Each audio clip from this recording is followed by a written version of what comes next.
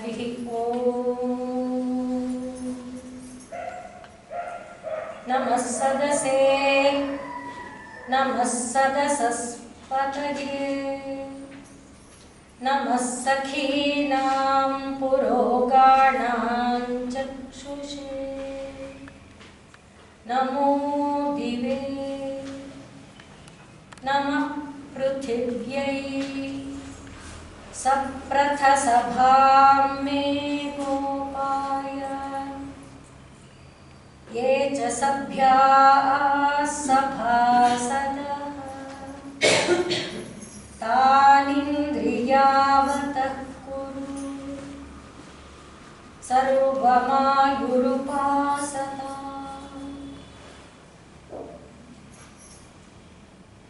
गुरुब्रह्मा गुरुर्विष्णुः गुरुर्देवो महेश्वरः गुरुः साक्षात् परं ब्रह्म तस्मै श्री गुरवे नमः। अखण्डमण्डलाकारं व्याप्तं येन चराचरं तत्पदं दर्शितं येन तस्मै श्री गुरवे नमः। अनेकजन्म सम्प्राप्त कर्मेन्धनविदाहिने आत्मज्ञानाग्निदानेन तस्मै श्री गुरवे नमः। नम्मेಲ್ಲರ ಹೃದಯಾರಾಧ್ಯವಾಗಿರುವಂಥ ಭಗವಧ್ವಜಕ್ಕೆ ಪ್ರಾಣ ಪ್ರಣಾಮಗಳನ್ನು ಸಲ್ಲಿಸ್ತಾ ಈ ಭಗವಧ್ವಜ ವಿರಾಜಮಾನವಾಗುವುದಕ್ಕೆ ಪ್ರೇರಕರಾಗಿರುವಂಥ ಮಾತೆಯರ ಪದತಲಕ್ಕೆ ಪ್ರಣಾಮಗಳನ್ನು ಸಲ್ಲಿಸ್ತಾ ಈ ಸಭೆಯಲ್ಲಿ ನೆರೆದಿರುವ ಎಲ್ಲ ಭಗಿನಿಯರಿಗೆ ನನ್ನ ನಮಸ್ಕಾರಗಳನ್ನು ಸಲ್ಲಿಸ್ತಾ ಗುರುವಿನ ಕುರಿತು ಎರಡು ಮಾತು ಹೇಳಿದ್ದಾರೆ ಅಂತ ನಿಂತಿದ್ದೇನೆ. ಈಗಾಗಲೇ ಅಕ್ಕ ನಿಮಗೆ ಈ ಒಂದು ಸಮಿತಿಯ ಉದ್ದೇಶ ಏನು, ಯಾರ ಒಂದು ಪ್ರೇರಣೆಯಿಂದ ಸಮಿತಿ ಬಂತು, ಅಲ್ಲಿ ಗುರುವಿನ ಪಾತ್ರ ಏನು ಅನ್ನೋದನ್ನು ಸುಸ್ಪಷ್ಟವಾಗಿ ತಿಳಿಸಿಕೊಟ್ಟಿದ್ದಾರೆ.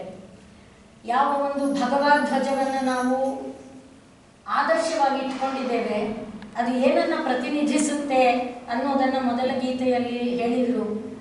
ಜ್ಞಾನ ಮೊದಲನೇದು, ಶೌರ್ಯ, ಧೈರ್ಯ, ಸ್ಥೈರ್ಯ, ಶಾಂತಿ ಇದು ಆನಂತರದ್ದು. ಜ್ಞಾನ ಎಂಬುದು ಇದು ಪರಮಾತ್ಮನ ಬಿಟ್ಟು ಜ್ಞಾನ ಅನ್ನೋದು ಬೇರೆ ಯಾವುದೂ ಇಲ್ಲ. ಎಲ್ಲರಿಗೆ ಜ್ಞಾನ ಸ್ರೋತ ಅಂದರೆ ಜ್ಞಾನದ ಒಂದು ಇದು ಬರೋದು ಎಲ್ಲಿಂದ? ಪರಮಾತ್ಮನಿಂದಾನೆ. ನಮಗೆ ವೇದವಾಗಲಿ ಅಥವಾ ಬೇರೆ ಯಾವುದೇ ಪುರಾಣ ಸಾಹಿತ್ಯಗಳಾಗಲಿ ಎಲ್ಲನೂ ಜ್ಞಾನದ ಮೂಲ ಸ್ರೋತ ಪರಮಾತ್ಮ ಅಂತಲೇ ಹೇಳಿರೋದು. ಆ ಪರಮಾತ್ಮನನ್ನೇ ಪ್ರತಿನಿಧಿಸುವಂಥದ್ದು. ಆದ್ದರಿಂದ ಇದನ್ನು ಭಗವ ಅಂತಲೇ ನಾವು ಹೇಳ್ತೇವೆ. ಆದ್ದರಿಂದ ವ್ಯಕ್ತಿಯನ್ನು ನಾವು ಆರಾಧಿಸುತ್ತಾ ಹೋದರೆ ವ್ಯಕ್ತಿಗಳು ಬದಲಾಗ್ತಾ ಹೋಗ್ತಾರೆ. ಈಗ ಪರಂಪರೆಯಲ್ಲಿ ಎಷ್ಟು ರಾಶಿ ವ್ಯಕ್ತಿಗಳು ಬಂದರು, ಎಷ್ಟು ರಾಶಿ ವ್ಯಕ್ತಿಗಳು ಹೋದರು. ವ್ಯಕ್ತಿಗಳ ಆದರ್ಶಕ್ಕಿಂತ ಕೂಡ ಪರಮಾತ್ಮನ ಆದರ್ಶ ನಮ್ಮೆಲ್ಲರ ಮುಂದೆ. ಗುರು ಅಂದರೆ ನಾನು ಈಗ ಹೇಳಿದ ಶ್ಲೋಕದಲ್ಲಿ ಯಾರು ಪರಮಾತ್ಮನನ್ನು ತನಗೆ ಆದರ್ಶವಾಗಿಟ್ಟುಕೊಂಡು ಪರಮಾತ್ಮನನ್ನು ತಾನು ಕಂಡು ತಾನು ಪರಮಾತ್ಮನನ್ನು ಕಂಡ ದಾರಿಯಲ್ಲಿ ಬೇರೆಯವರನ್ನು ನಡೆಸ್ತಾನೋ ಅವನು ಭೌತಿಕವಾದ ಶರೀರವನ್ನು ಧರಿಸಿದಂಥ ಗುರು. ಅಂಥ ಗುರು ಪರಂಪರೆಯಲ್ಲಿ ಇರುವಂಥ ಮಹಾತ್ಮರ ಒಂದು ಭಾರತದಲ್ಲಿ ನಾವು ಜನಿಸಿದ್ದೇವೆ. ರಾಷ್ಟ್ರವನ್ನು ರಾಷ್ಟ್ರವಾಗಿ ಉಳಿಸೋದಕ್ಕೆ ಈ ಸಂಘ ಮತ್ತು ಸಮಿತಿ ವಿಶೇಷವಾಗಿ ಕೆಲಸ ಮಾಡ್ತಾ ಇದೆ.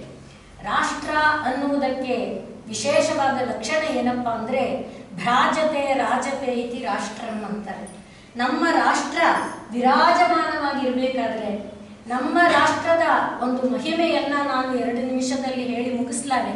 ನಮ್ಮ ರಾಷ್ಟ್ರದ ಮಹಿಮೆ ಆದಿ ಅಂದರೆ ಆದಿ ಅಂತ್ಯ ಇಲ್ಲದ, ಅದರಿಂದ ಇದನ್ನು ಸನಾತನ ಎಂಬುದಾಗಿ ನಾವು ಕರೆಯೋದು.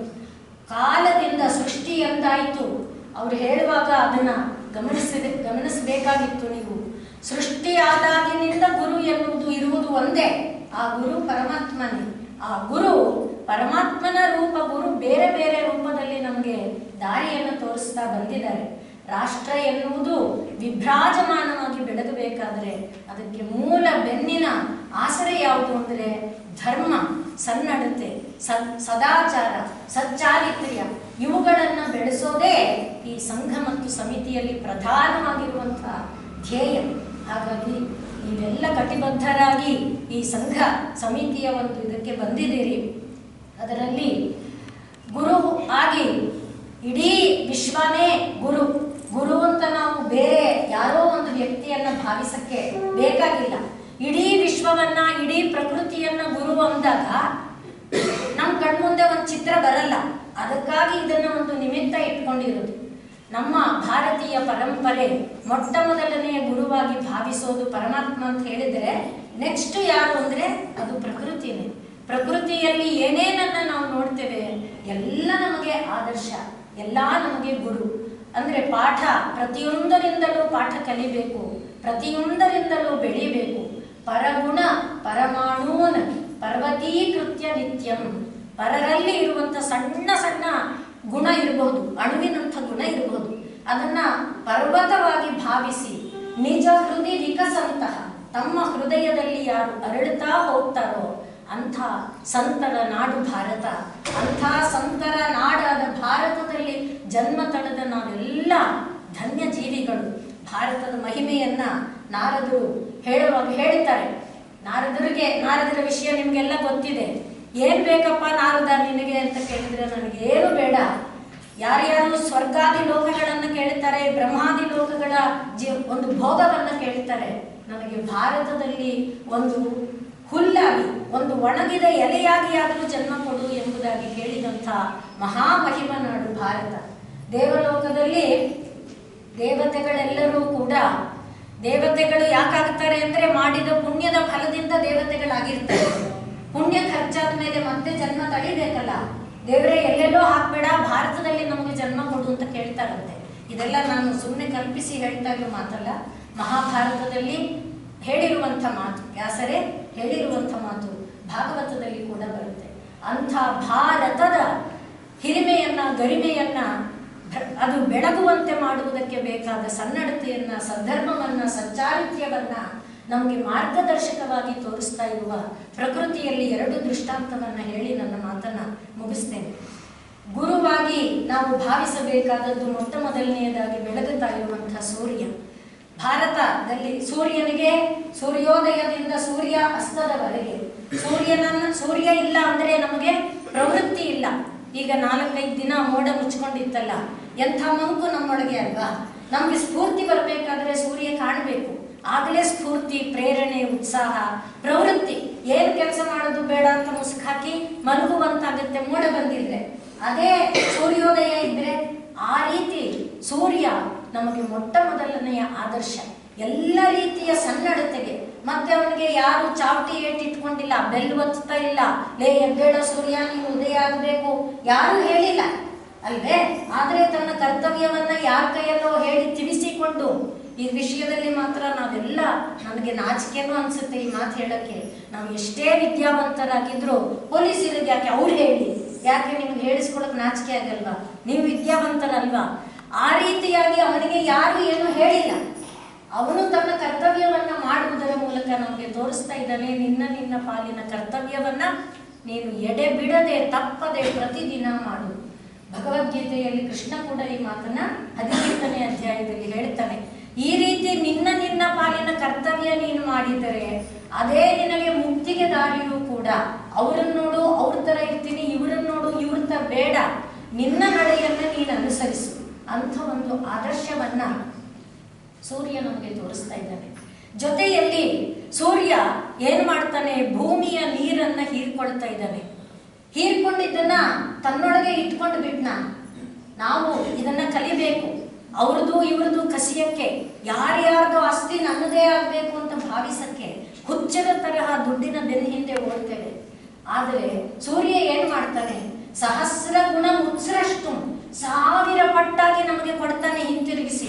ಭೂಮಿಯಿಂದ ಹೀರಿದ್ದಾನೆ, 1000 ಪಟ್ಟಾಗಿ ನೀರನ್ನ ಕೊಟ್ಟು ಅದರ ಮೂಲಕ ಬೆಳೆ ಸಮೃದ್ಧವಾಗುವಂತೆ, ನಾವು ಸಮೃದ್ಧವಾದ ದಷ್ಟಪುಷ್ಟವಾದ ಶರೀರವನ್ನು ಹೊಂದುವುದಕ್ಕೆ ಬೇಕಾದ ಅನ್ನ ಆಹಾರಾದಿಗಳನ್ನ ಕರುಣಿಸಿಕೊಡುವುದಕ್ಕೆ ಕಾರಣಕರ್ತ ಆಗಿದ್ದಾರೆ.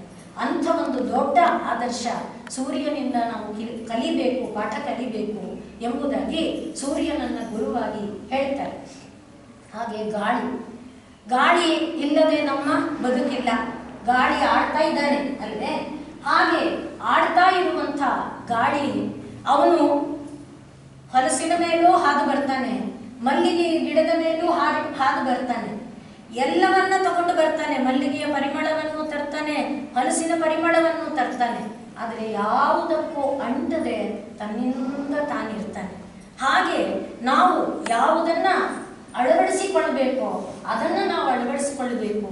ಯಾವುದರ ಕಡೆಗೆ ನಾವು ಗಮನಿಸಬಾರ್ದು ಅದರ ಕಡೆಗೆ ಗಮನಿಸದೆ ನಮ್ಮ ಒಂದು ಧ್ಯೇಯವನ್ನ, ಅವರು ಥೂ ಅನ್ಲಿ, ಇವರು ಚಿ ಅನ್ಲಿ, ಅಯ್ಯೇ ಅಂತ ಆಡ್ಕೊಂಡು ಏನೇ ಅನ್ಲಿ, ನಮ್ಮ ಗುರಿಯ ಕಡೆಗೆ ನಾವು ಹೋಗುವ ದಿಟ್ಟತನ, ಅದನ್ನೇ ಇದು ತೋರಿಸಿಕೊಡುವಂಥದ್ದು. ಅದನ್ನೇ ನಾವು ಸಮಿತಿಯಲ್ಲಿ, ಸಂಘದಲ್ಲಿ ಕಲಿಯುವಂಥದ್ದು.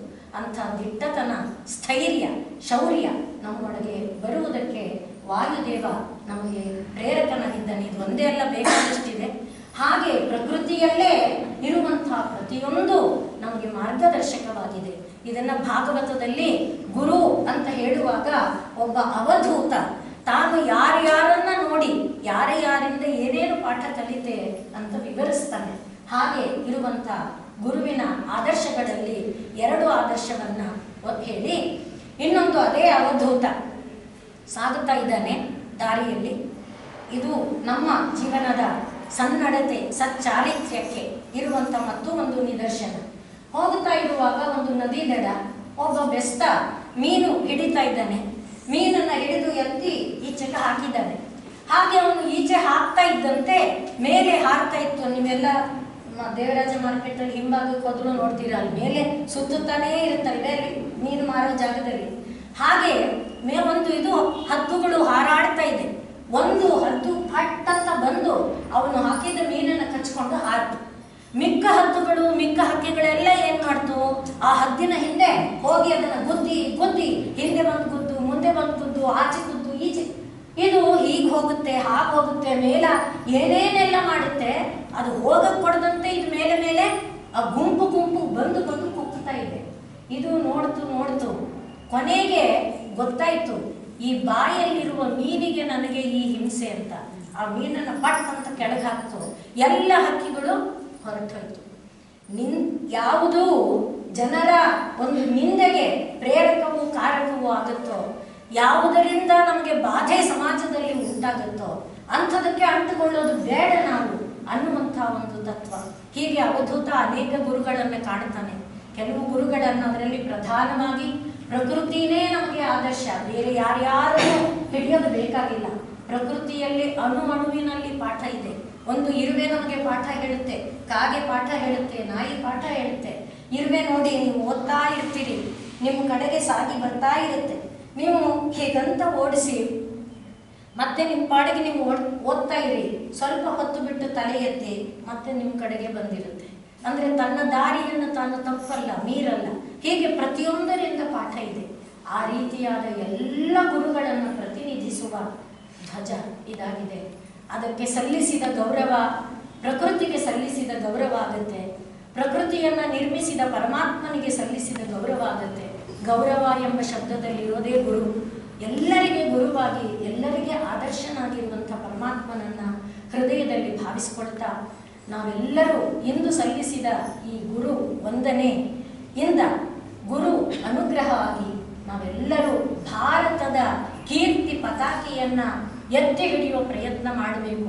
ಯಾಕೆಂದ್ರೆ ಮಾತೆಯರ ಪಾತ್ರ, ಸೋದರಿಯರ ಪಾತ್ರ ತುಂಬ ಹಿರಿದಾದುದು ಸಮಾಜವನ್ನ ತಿದ್ದೋದರಲ್ಲಿ. ನಾನು ಕಂಡಿರೋದ್ರಿಂದ ಧೈರ್ಯವಾಗಿ ಹೇಳುತ್ತೇನೆ, ನೀವು ಇಲ್ಲಿರುವಷ್ಟು ಇಷ್ಟೇ ಜನ ಗಟ್ಟಿ ಮನಸ್ಸು ಮಾಡಿದ್ರು ಸಾಕು, ಸಮಾಜವನ್ನು ಉನ್ನತ ಸ್ತರಕ್ಕೆ ತರಬೇಕು.